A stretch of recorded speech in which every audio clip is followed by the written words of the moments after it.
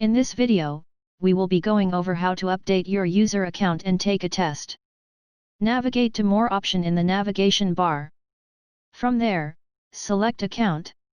Here, you can change your avatar as well as your name and telephone number. Even your school can be changed.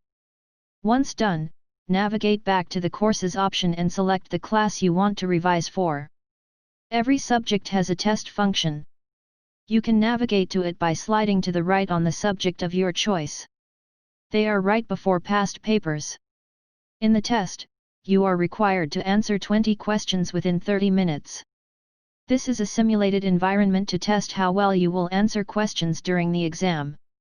Once you start a test, you need to finish all questions before you can get your result.